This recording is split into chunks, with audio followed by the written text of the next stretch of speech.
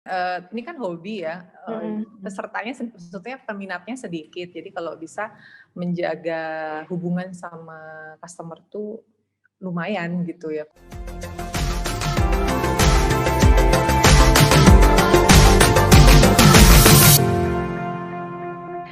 Halo teman-teman Maespreneur, kembali lagi sama aku Laura di Cermat Talks. Wah, saat ini kita udah masuk ke Cermat Talks episode 4. Nah, pasti kalian penasaran dong, siapa sih narasumber kita hari ini? Dan kalau kalian ini pecinta tanaman atau sekarang mulai bikin bisnis juga yang berhubungan sama hobi, nah pas banget narasumber kita hari ini. Langsung aja yuk aku panggil. Selamat siang Mbak Putri. Hai Mbak Laura.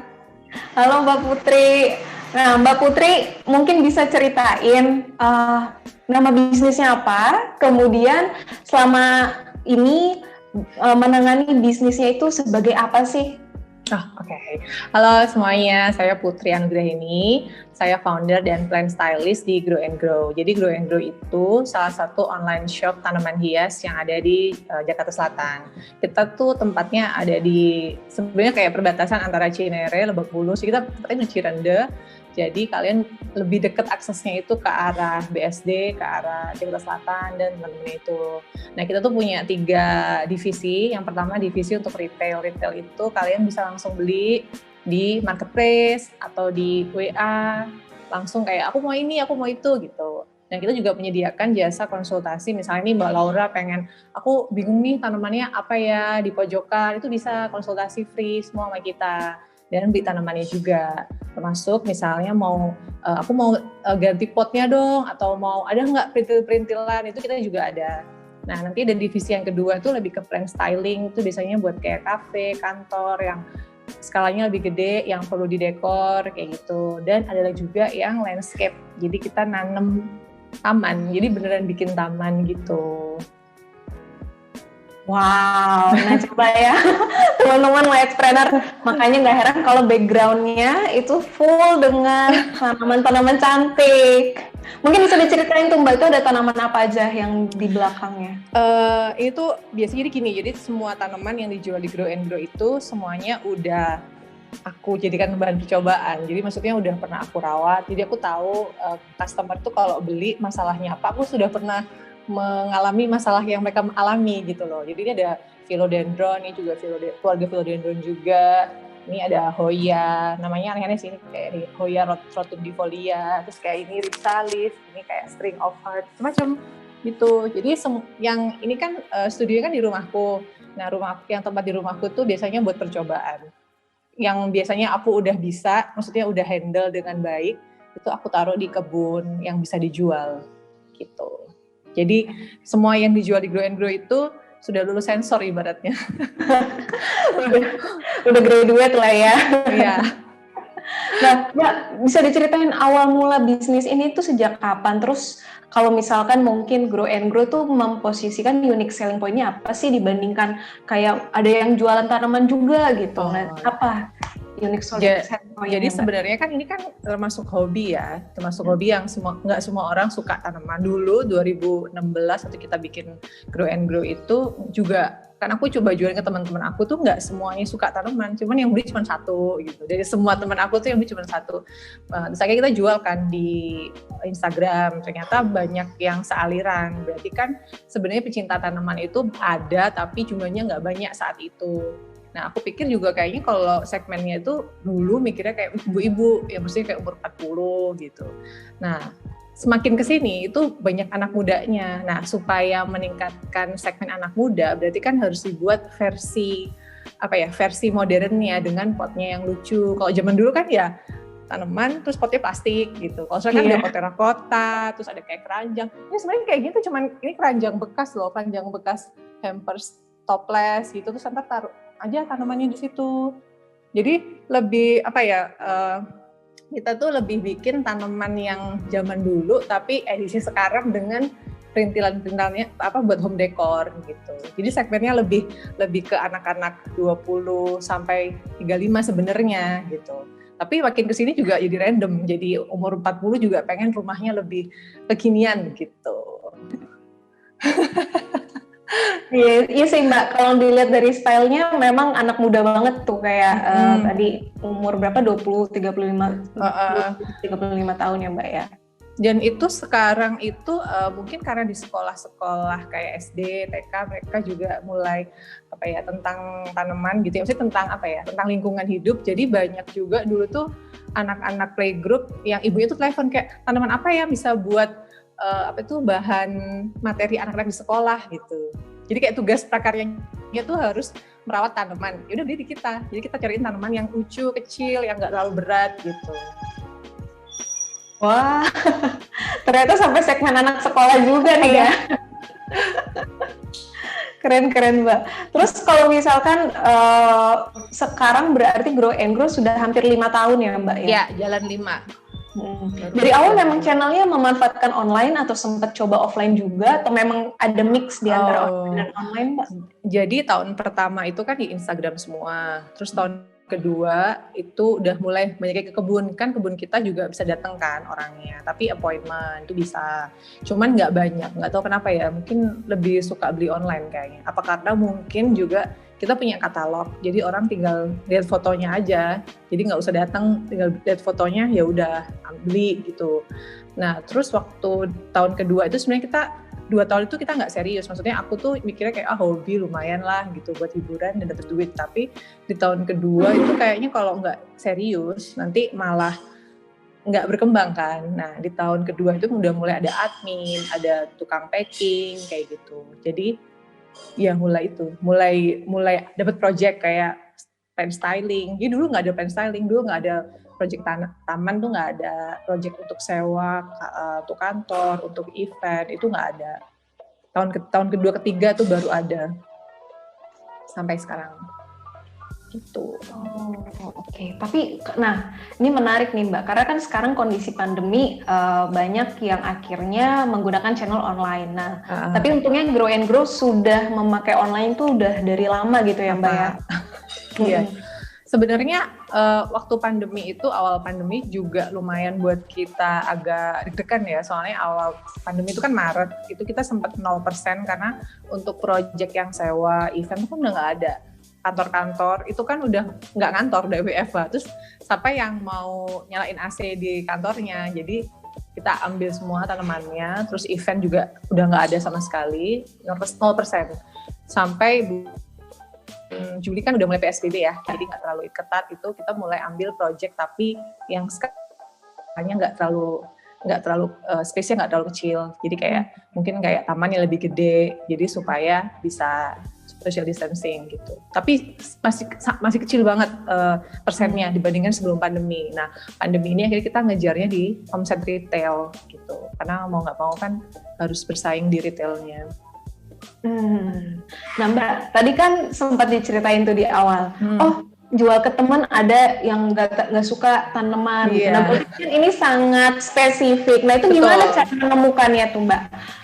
Jadi awal tuh kan emang aku suka tanaman karena pindah rumahnya itu panas kalau nggak tanaman. Akhirnya aku sama suamiku kan beli tanaman gitu. Ternyata rumahnya itu jadi hijau loh gitu. Nah jadi tuh sebenarnya tuh pesan itu yang kita masukkan juga ke Instagram kita, kalian kalau rumah kalian nggak ada hijaunya tuh nggak seru loh gitu awal-awal ya. Jadi kayak harus punya loh taman kecil. Dulu kan orang nggak perhatian ya sama taman, kayaknya taman di plester gitu. Sekarang tuh di level yang orang tamannya terbatas pun mereka minta di rumput, minta ada pohon. Berarti kan udah mulai kesadaran untuk ada lahan hijau di rumah itu udah ada gitu. Dan nggak semua orang, dulu nggak semua orang kayak hobi kucing, kayak hobi sepeda kan nggak kayak sekarang ya. Tapi kan tanaman itu jadi bagian di bangunan sebenarnya.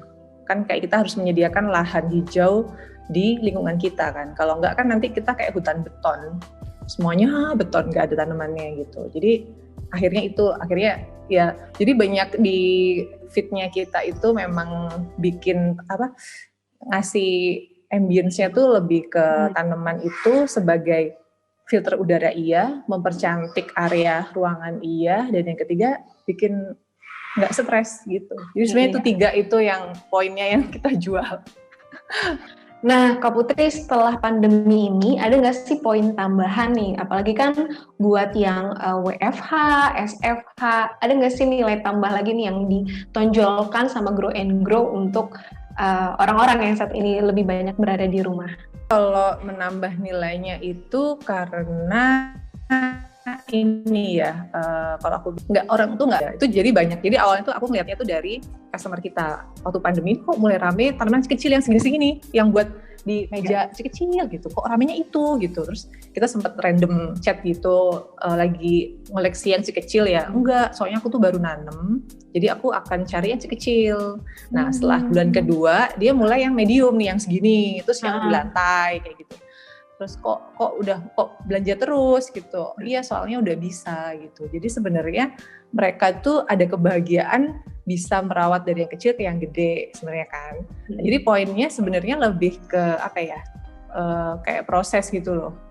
Abang ada gagalnya kan, pasti nggak mungkin lah, pasti aku pun juga rasain tanaman ada yang mati, ada yang rusak gitu. Tapi di pandemi ini orang jadi menghargai proses berkebunnya. Jadi bukan kayak gede-gedean atau mahal-mahalan, enggak. Tapi mereka lebih ke, oh aku bisa loh beli daun yang 1 daun jadi kayak 10 daun sekarang. Gitu. Jadi itu lebih, makanya yang sekarang kan kita juga banyak jual kayak maintenance-nya kan, kayak pupuknya lebih dilengkapin ketimbang yang dulu. Karena mereka di rumah aja, jadi tanaman jadi subur.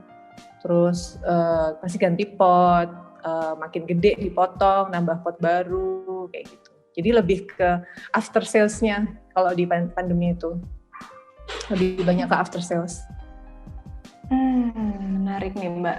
Apa kalau yang aku dapat mungkin karena orang kan sekarang di rumah aja dan nggak bisa refreshing kemana-mana, dan itu jadi poin tambahan untuk membuat orang tuh makin tertarik gitu ya. Iya, gitu. Ya sih, bener juga. Jujur aku juga sebenarnya baru banget sih, kalau aku bener-bener baru, jadi belum tahu banyak tentang tanaman. Tapi memang sebenarnya sama kayak Putri bilang sama kayak hobi yang lain kan. Ada yang koleksi kucing gitu. Pandemi ini kucing juga rame, cupang gitu. Udah yang bahkan cupang aja udah ada yang bisa ini kan breeding ya, apa sih, mengembangbiakan gitu loh.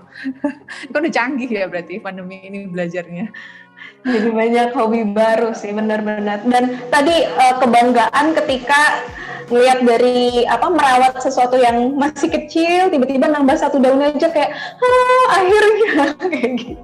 Iya, dan itu kan jadi unique selling karena akhirnya pakai apa sih media tanamnya gitu, atau belinya di mana sih? Jadi akhirnya ya belinya di Grow and Grow nih gitu, pupuknya beli di sini nih, medianya di sini. Jadi sebenarnya lebih ke jadi continue. Kalau dulu kan ya beli tanaman ya udah. Kalau pandemi ini lebih intens, lebih intens untuk ganti tanaman, ganti potnya sendiri, ganti medianya sendiri gitu.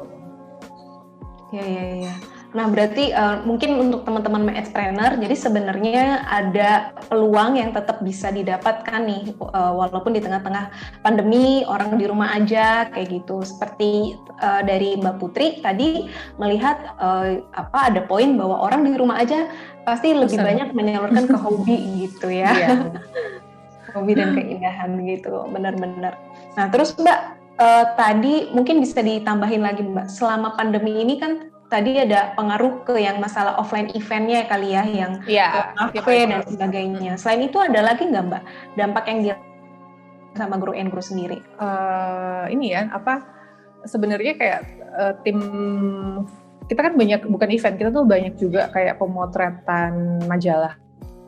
Jadi desainer juga. Jadi mungkin dari desainer itu pembangunan juga nggak terlalu cepat. Mesti bangun rumah nggak cepat. Jadi taman juga nggak terlalu dibutuhin. Maksudnya ibaratnya kayak mungkin desainer setahun bisa banyak proyek yang udah jadi ya kita bisa nanam.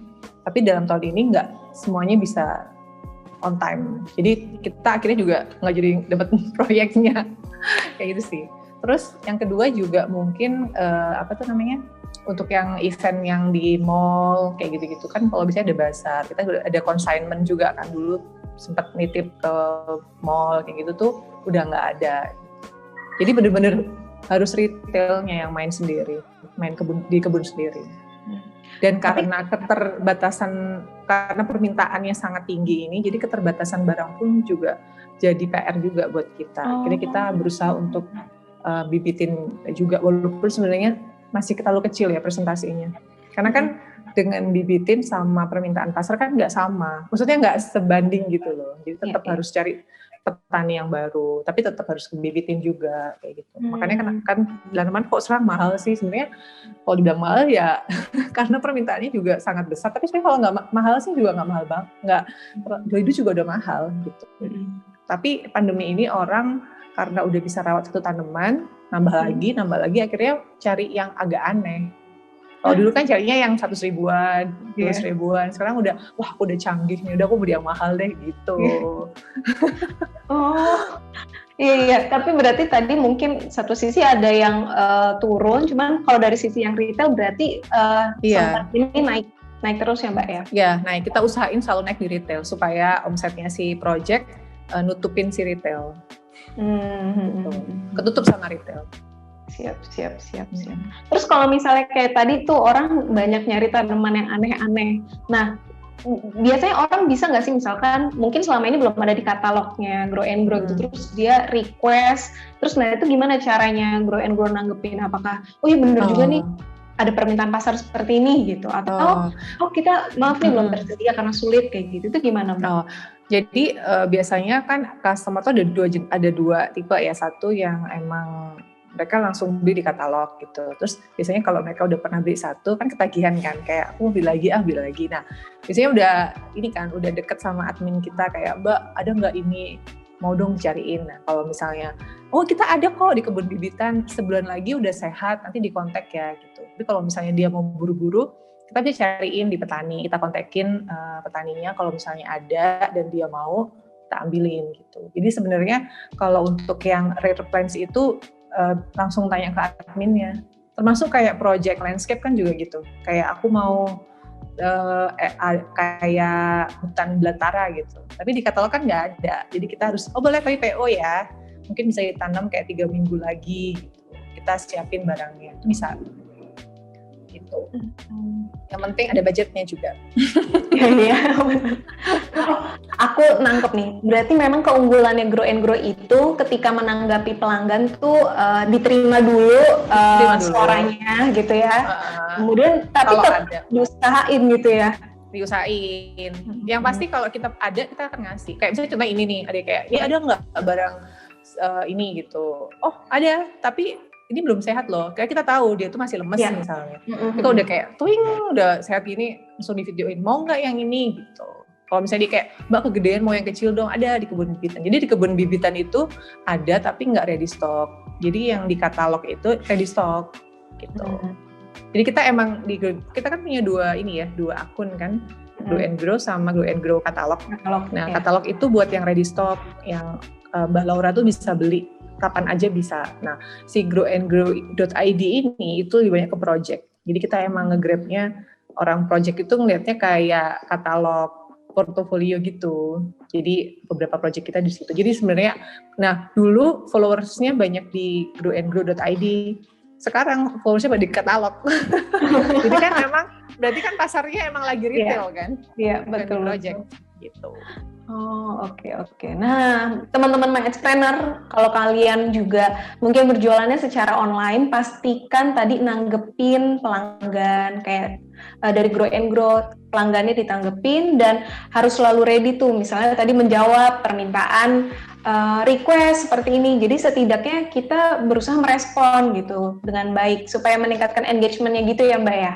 Ya, sebenarnya kan ini kan hobi ya, pesertanya sebetulnya peminatnya sedikit, jadi kalau bisa menjaga hubungan sama customer tuh lumayan gitu ya, karena kayak misalnya kayak ada komplain gitu, kayak itu kalau buat aku kalau di komplain tuh kayak aduh sedih banget gitu, contohnya pasti kan ada dalam seminggu sebulan kan satu gitu, tapi komplainnya dibaca dulu, misalnya contohnya ini kok tanamannya rusak sih gitu. Terus kita kan cek dulu kan, coba di foto, di video, ternyata rusak itu karena dia pakai ojek online-nya itu yang same day, yang agak lama, terus mungkin dia kayak goyang-goyang terus rusak. Nah itu kita jelasin kan, coba dia tanamannya dilurusin, medianya dibenerin, terus disiram pakai B1, ini itu, terus besok coba dicek lagi gitu. Terus kan dia agak tenang ya, oh nggak mati nih gitu.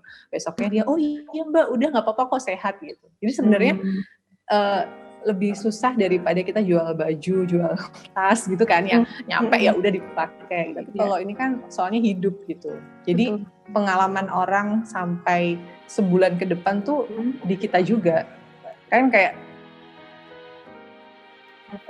ada tuh yang sebulan mati, terus kontak kita, Kak ini kenapa ya kok mati? Loh, kok ngomongnya udah sebulan, harusnya kan kalau mati kan kayak H+3 setelah beli gitu. Ternyata emang, oh enggak ini aku emang yang salah, karena aku kemarin tuh tinggal keluar kota, ditinggal. Oh ya udah, berarti itu emang kekurangan air, coba yang gosong atau yang kering digunting, dikasih pupuk, terus coba cek sebulan lagi, kalau udah sehat, berarti nggak apa-apa gitu. Jadi kita akhirnya kan jualan si pupuknya kan. Iya benar, tetap ada solusinya ya. Iya, jadi sebenarnya untuk menghadapi apa itu komplain tuh kita benar-benar kayak sabar dulu, ini yang salah saya apa pembelinya gitu.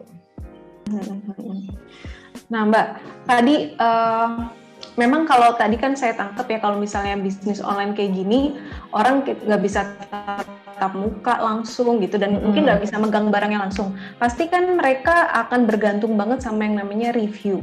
Nah, gimana caranya Grow and Grow itu membuat atau maksudnya menghandle supaya review dari pelanggan itu juga bagus gitu, sehingga kalau misalnya ada kayak saya mungkin baru pertama kali buka IG-nya, ini bagus nggak sih reviewnya kayak gitu, itu gimana tuh Mbak caranya? Nah, lucunya waktu lebaran kemarin tahun lalu ya, itu kan salesnya lumayan tinggi ya, tapi yang menyebut kita di Instagram, maksudnya kan yang itu loh, story, yang nge-tag kita tuh sedikit loh. Tapi kenapa salesnya selalu banyak, salesnya kok tinggi? Aku juga bingung. Harusnya kan orang kalau beli, aku suka kan, masih kayak, wah ini dari kok dikit ya, gitu. Padahal salesnya tinggi, dan kebanyakan tuh dari mulut ke mulut ternyata. Jadi kayak, misalnya contohnya nih Mbak Laura beli ini gitu, terus pas punya mungkin lagi foto, terus teman-temannya Mbak Laura beli di mana gitu, di Grow and Grow. Oh yaudah deh, dia udah percaya. Oh dia di situ aja gitu. Jadi sebenarnya nggak ada reviewnya waktu itu. Tapi kita akhirnya main di marketplace kan kelihatan ya reviewnya. Baru tuh kelihatan, oh ya mungkin orang kalau beli di WA itu nggak terlalu di review gitu, nggak terlalu di tag gitu. Tapi kalau beli di Tokopedia atau di marketplace tuh mereka nulisnya di kolom ulasannya kayak gitu. Dan review itu lumayan ngebantu kita untuk mulut ke mulut itu. Jadi kayak ini belinya temennya ini kayak gitu. Oh iya, oke. Nah, kalau misalnya dari Grow and Grow-nya sendiri ada nggak kayak misalkan saya pernah nih belanja online terus penjualnya bilang kasih review ya kayak gitu. Kalau dari Grow and Grow sendiri ada teknik seperti itu atau ternyata memang datang aja gitu review dari pelanggan? Iya, jadi sampai sekarang pun yang nge-tag kita di Instagram itu feed story itu dikit loh. Maksudnya jarang banget gitu. Aku juga bingung kenapa. Tapi ya sepanjang omsetnya kita bagus sih nggak ada masalah. Makanya biasanya kalau untuk beberapa customer tuh aku suka random chat. Kan ada di WA group di tim kan. Aku chat aja iseng beberapa customer yang Kak gimana penjualannya, gimana adminnya, gimana pengirimannya, tanamannya. Jadi kayak random aja survei gitu. Terus biasanya jadi temenan, terus kayak ini harus gimana ya, harus udah beli aja. Jadi akhirnya aku juga jualan gitu. Tapi mereka kan maksudnya mereka merasa tanamannya ini diperhatikan gitu loh. Walaupun sebenarnya aku chatnya udah lama, udah kayak sebulan setelah beli. Ada beberapa yang sebulan setelah beli, ada yang baru kemarin beli, ada yang seminggu beli aku baru chat kayak gitu. Karena yang megang chat kan bukan aku admin, tapi kan ada kontaknya di sistem kan, jadi ya iseng aja. Dan adminku juga dari kemarin kan sempat aku infoin juga kalau bisa beberapa customer tuh ditanyain, maksudnya kayak after sales-nya kan, kayak kalian bener ngerawat nggak sih atau cuman buat foto aja gitu kan, soalnya ini kan makhluk hidup ya, nggak cuman beli terus difoto terus ya bye. Soalnya dulu pernah di zaman tanaman hits tahun 2017 pun juga tanaman tuh jadi properti foto gitu. Tapi yang untuk mau ngerawat itu nggak banyak, jadi akhirnya mati terus jadi trauma gitu. Kalau yang pandemi ini mereka bener-bener ngerawat loh, mau salut sih. Iya, iya, iya. Mungkin karena orang ada di rumah terus kali ya. Betul. Jadinya makin telaten. Iya. Terus Mbak, ada nggak nih ya tips yang bisa dibagiin kalau misalkan my expreneur di rumah baru banget bikin bisnis, mungkin secara online baik di marketplace ataupun mungkin social media, tapi mungkin belum ada review. Nah itu gimana ya caranya supaya bisa teman-teman ini juga bisa dapat review yang bagus nih kalau misalnya ada penjualan pertama kayak gitu. Jadi kalau buat review itu pertama produknya dulu harus pede sama produknya. Artinya produk ini tuh kayak kasusnya ini kan sama waktu itu ya, apa sih yang bedain beli online shop sama beli abang-abang pinggir jalan gitu. Secara harga pasti mahal online shop. Udah pasti, mahalnya bisa 10% waktu itu. Nah, kenapa? Ya iya kan saya dielap, Mbak. Maksudnya ada point sellingnya, dielap lah, dikasih dikasih pestisida dulu, dikasih pupuk dulu, disabutin, dilap daunnya. Jadi ada kelebihan dari si abang-abang pinggir jalan itu. Itu yang pertama. Terus yang kedua, packingnya. Kan kadang beberapa penjual tuh packingnya, barangnya udah mahal tapi packingnya aur-auran. Jadi pas nyampe yang pecah lah, yang inilah, itulah. Itu berusaha untuk mengurangi resiko itu. Jadi ibaratnya orang happy dikirimin barang dari kita. Dulu aku tuh sempat yang kirim sendiri ke customer. Dulu. Terus kayak cobain aja gitu. Cobain dulu. Oh ya ternyata orang tuh emang suka tanamannya gitu. Bukan cuma buat kayak emang dia koleksi tanamannya gitu. Terus kalau masalah review itu biasanya paling enak tuh buat ke mulut sih. Cuman kalau review kan harus kelihatan ya di digital kan. Nah itu minta aja untuk di review. Tapi sebenarnya aku juga jarang minta review sih sebenarnya. Kayak malu gitu loh. Tapi sebenarnya harus loh itu. Kayak coba dong di review, di tag kayak gitu. Tuh lumayan gratis ya, kayak marketing gratis gitu.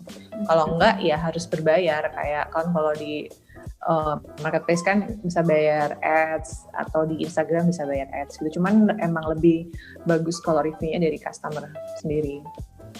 Iya, generik gitu ya maksudnya dari jadi organik kan. Iya. Organik. Nah, terus Mbak, mungkin kalau misalnya ada teman-teman di sini yang punya bisnis hobi. Tadi kalau Grow and Grow kan mungkin tanaman. Nah, mungkin ada juga nih yang menjual bisnis hobi seperti sepeda dan sebagainya. Ya, nah, itu ada tipsnya nggak Mbak? Gimana caranya mereka menemukan segmen yang tepat nih?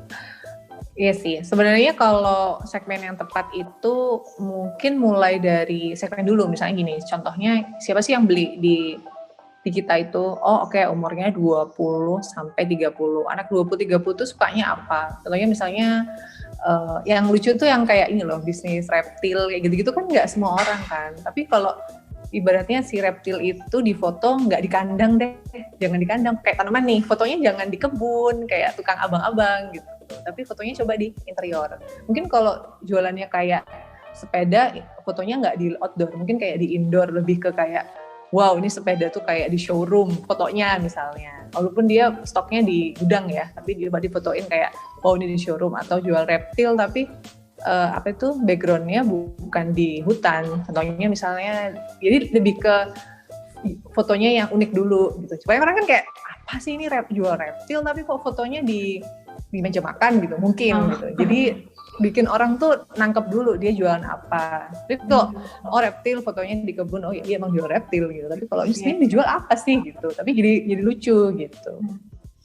Jadi nggak banyak yang, ini lebih ke unik. Karena kalau di online itu kan mata dulu yang lihat ya, kayak oh apa nih gitu. Tuh mungkin sih itu bisa jadi. Terus yang kedua tuh konsisten dalam posting, kayak kalau di Instagram kan emang harus sering posting kan, stoknya apa, ini story, atau mungkin dari storytelling, dari produknya, atau dari pengalaman ownernya. Misalnya ownernya nih jualannya 10 sepeda misalnya, ternyata yang bagusnya jenis ini nih gitu.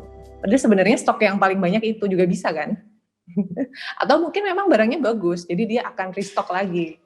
Sepeda yang ini paling bagus, paling enak, paling empuk. Jadi dia akan restock sepeda yang itu. Jadi sebenarnya lebih kepercayaan itu di menyampaikannya itu dari storytellingnya itu sebenarnya ya.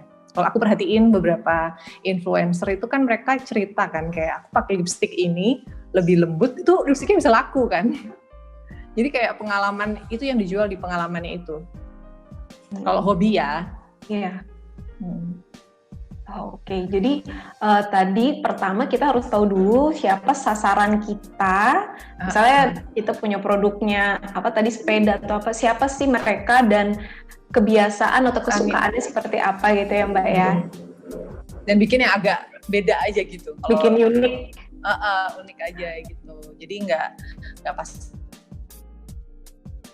Kan orang yang aku lihat itu ada orang yang misalnya harga, aku juga bingung ya, kadang ada tanaman yang barangnya sama nih, sama-sama barangnya, tapi satu harganya 100.000, satu lagi 110. Entah kenapa dia beli yang 110, pasti kan ada alasan kan, kenapa dia beli di 110 di toko yang lain. Oh mungkin memang produknya bagus, yang kedua mungkin packagingnya bagus, mungkin after salesnya bagus, mungkin adminnya lebih ramah, kita kan nggak tahu gitu.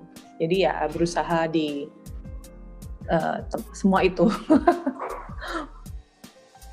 Iya. Jadi user journey yang komplit tadi mulai dari nampilin katalog sampai after salesnya itu memang harus diperhatiin gitu ya Mbak ya. Iya. Apalagi yang hobi ya, karena hobi itu kan nggak sekali pakai kan sampai bertahun-tahun. Betul. Nah Mbak, mungkin ada nggak ya review yang paling lucu atau mungkin yang paling berkesan yang pernah Grow terima? Yang nggak biasa gitu dari pelanggan? Ya pasti kecepatan ya, kayak waktu itu sempat ada bilang kecepatan cepet banget, pokoknya kayak gitu. Terus atau enggak yang tanamannya lebih subur, yang lucu apa ya? Rata-rata tuh mereka bilangnya cepat, pengirimannya cepet banget, terus rapi kayak gitu, terus mungkin lebih sedep gitu. Jadi waktu pernah handle customer yang rumahnya itu agak jadul ya, maksudnya vintage gitu. Terus kan kalau tapi dia mau kekinian, jadi kita harus mix and match sama keranjangnya lah, potera-potanya. Terus satu jadiin, dia nggak kepikiran untuk diapain pas jadi, loh kok lucu ya vintage-nya gitu, kok kayak di cafe ya rumahku gitu. Jadi experience-nya tuh jadi beda. Jadi tanaman tuh ternyata kalau di dekornya benar, itu rumahnya jadi kayak showroom. Jadi kayak, kok rumah aku jadi kayak showroom, kok lucu gitu. Jadi nggak kayak rumah, jadi kayak enak kan gue kayak di cafe gitu. Iya sih gitu. Oke, menarik Mbak. Oke, nah Mbak, mungkin sebagai penutup, kira-kira dari Mbak Putri, ada nggak tips dan semangat nih dari obrolan kita hari ini buat para pebisnis, khususnya yang tadi bisnis hobi? Jadi bisnis hobi itu sebenarnya harus dari hati. Jadi kalau misalnya kita ngerjainnya pakai hati, pasti semuanya tuh bisa tumbuh dengan baik gitu ya. Terus yang kedua, mungkin kalau yang punya bisnis itu semuanya tuh perjalanan. Jadi kalau setahun pertama agak sulit, coba dicek, cari tahu kenapa sih yang sulit. Kan kalau sekarang itu kan semua ada di online ya. Jadi kayak aku dulu itu aku sempat nge-google tuh, karena aku bukan orang ekonomi ya, orang marketing. Jadi aku ngecek bagaimana cara berjualan di Instagram, bagaimana berjualan di marketplace. Itu aku dulu kayak gitu. Jadi cari tahu aja kenapa sih kok sepi, kenapa sih kok bisa rame. Jadi rame dan sepi pun tetap dipelajari. Kenapa bisa rame, kenapa bisa sepi. Nah pas rame ini kita genjotnya di mana, pas sepi kita genjotnya. Jadi kayak bisnis itu kayak perjalanan kita, ada turun ada naiknya. Jadi semangat aja. Terus kalau yang bisnisnya hobi, itu cobalah hobinya itu jadi kayak percobaan. Jadi ternyata bisa ya diginiin. Contohnya misalnya kayak tanaman nih, ternyata bisa ya di model A, bisa di model B, bisa pakai media ini, bisa media ini. Mungkin kalau kayak sepeda, mungkin aku akan jual aksesorisnya lebih banyak dari toko sebelah. Gitu. Jadi pelanggan toko sebelah pasti kan, di situ aja deh, aku sekalian beli spare partnya, sekalian beli perintilannya gitu. Jadi berusaha mengetahui pelanggannya tuh. Jadi berarti kayak kita jadi pelanggan, kayak aku mau beli apa di toko aku sendiri gitu. Jadi melengkapi kebutuhan customer itu penting. Dan jangan lupa after sales-nya, itu sih yang penting. Karena tanpa mereka kan kita juga bukan siapa-siapa juga. Gitu. Wah, keren. Kerjakan dari hati, bisnis dari hati. Wah, makasih banyak Mbak Putri. Sama-sama. Thank you banget udah hadir sama-sama kita. Sama-sama, Nah, teman-teman Matchpreneur, tadi kita udah ngobrol banyak sama Mbak Putri. Jadi buat teman-teman Matchpreneur yang juga punya bisnis yang berkaitan sama hobi, tetap ada peluang. Yang penting kita tadi tahu siapa segmen kita dan kita menghandle semuanya itu secara komplit sampai after sales-nya dijaga tuh pelanggan-pelanggannya. Oke, nah next nanti akan ada My Cermat Talks yang kelima. Jadi tetap stay tune di YouTube Telkomsel My Ads. Sampai jumpa.